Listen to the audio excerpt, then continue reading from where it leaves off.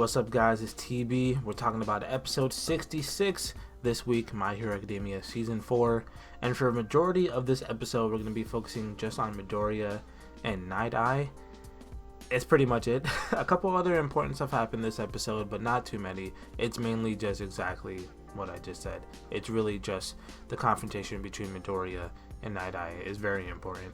It sets the stage for what's going to be happening next, because obviously we're seeing more of the villains this time around, and that's something that bothered me last week that I mentioned, is that they need to figure out in the anime the transition between focusing on the students and the villains, because the villains are getting way more of a role this season, which is, about time. We've seen a lot of the students, we've seen them grow, but we've also seen the villains sprinkled in there a little bit. Stuff is about to get spicy, real spicy.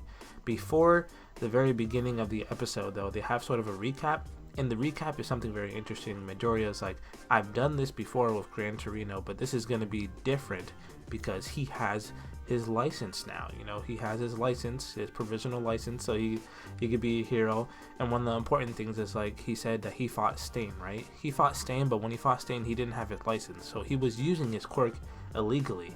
If you've seen my review on My Hero Academia Vigilantes, we know that Stain has a past, especially with fighting heroes who don't have their licenses. And what are heroes who use their quirks who don't have their licenses called? They're called vigilantes. So you could say technically the fight with Stain, Midoriya, Ida, and Todoroki was a fight against vigilantes and not really heroes. I just thought that was interesting. In the very beginning of this episode, we see a very important tapestry, or I guess like a poster. I guess you would call it like a poster. It's very important. It plays a big role in this part and whether Night Eye actually accepts Midoriya or not. But before anything else, I just want to talk about Night Eye a little bit. You see this dude's fingers? These dude's fingers are super freaking long. I don't know why when I was reading the manga I didn't notice this. Maybe it's just the way they animate it, but this guy's fingers are super long. Anyway, before anything, before he accepts him or rejects him, he's like, you have to make sure that you do this on your own merit. Show me why it's important for you to be here. I already have a sidekick. I already have an intern. Why do I need you here? Basically, Night Eye is saying to him, if you want for me to stamp your paper with this seal, you're gonna have to do it yourself, and I'll give you 3 minutes to try.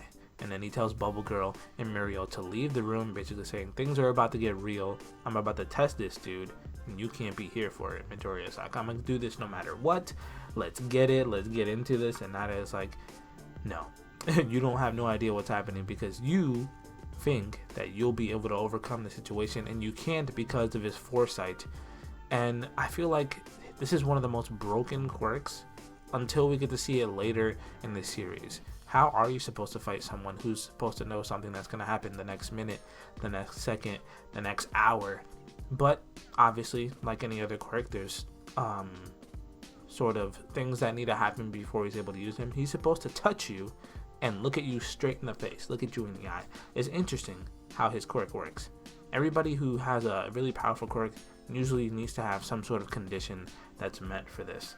And his goal, he's like, let's see what you're gonna do, because I can. Throughout the fight, Midoriya is bouncing all over the place like Gran Torino. He's like, I knew you were gonna do this. I knew you were gonna do this. I knew this was gonna happen. And he's basically psyching him out the whole entire time. Not only that, he told Midoriya something that All Might never really had a conversation with him before. It's All Might picked Midoriya, right, to be the next symbol of peace. Told him that he could be a hero, but he never told him that he had someone in mind before him.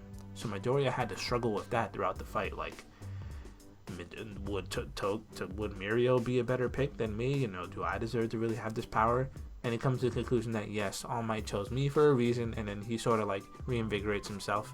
It helps him really to get through this battle, because at a certain point we get to see the thing that I like most about Midoriya is, even though he has absolutely no idea what's about to happen when he gets into a fight, he tries to take the other person's quirk and what they said about their quirk, takes that into account, and comes up with his own strategy.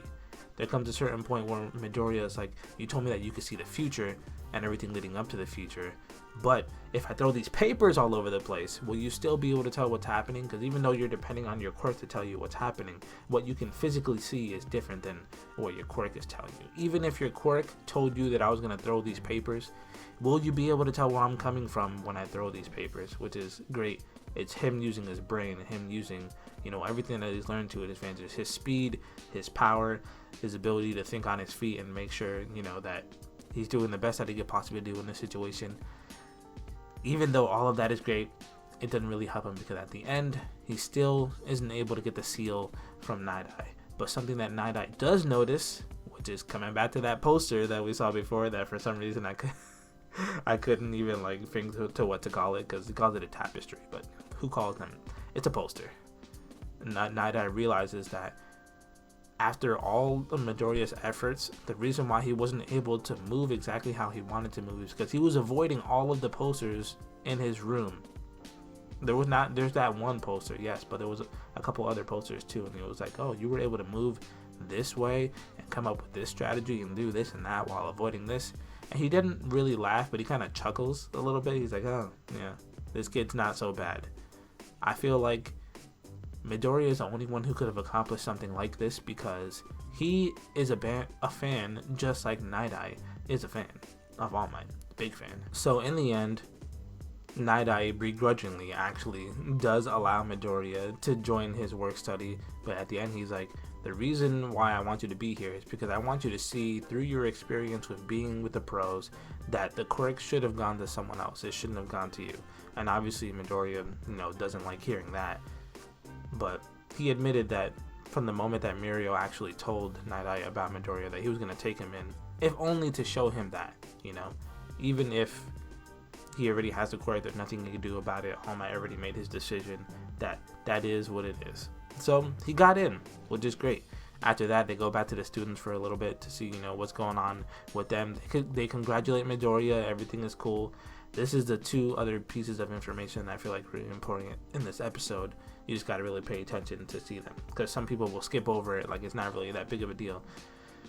Eraserhead tells Tokiyami that a certain hero is scouting him, and that hero is Hawks. Hawks has not really been introduced to us yet in the anime, but if you read the manga, you know who Hawks is. It's very important that he scouted Tokiyami. Tokiyami is going to be on a work study with Hawks, and we get to see him for a little bit here. This tiny little flash, this little frame here when we get to see Hawks. Also, Amajiki, part of the big three, has scouted Kirishima. That's really important too.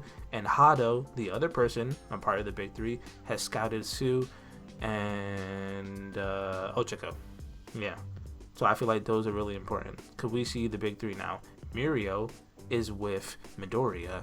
Hado is with the two girls. And Amajiki is with Kirishima. So we know for a fact that we're going to see the big three in more of an active role this season, because at the end of season 3, we saw them for a little bit, even though we only saw Mirio fight. We're going to see Amajiki in the future, and we're going to see Hado. That's for a fact. Just letting you guys know. So that's a little bit of information there that I think was pretty important for us to know. After that, the episode is pretty much over. There's not much went on in this episode besides that little confrontation between Midoriya and Night Eye. It was cool to see, and it wasn't really a fight. Like I said, it was more like an altercation, like a test. But we get to see exactly where the next episode is going to be leading to. Apparently, Night Eye's organization is trying to find out what Overhaul is doing. Obviously, Overhaul is part of a gang, and gangs are usually overseen by the police. Like I said before, it's all about the power of your quirk and how you lead people using your quirk these days. Not so much about the drugs and the power of money and things like that.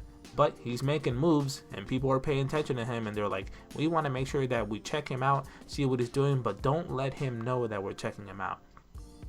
And in the preview for the next episode, we see that Midoriya and Mirio run into Overhaul and Eri. Now I just want to talk about Eri for a little bit, because the episode is over. There's not really much to talk about left.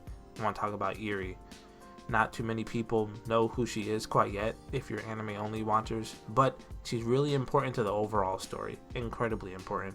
So whenever she's on screen, just pay attention to her.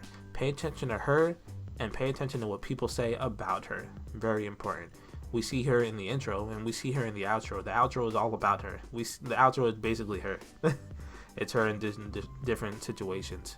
She's really important to the story. And that's pretty much it.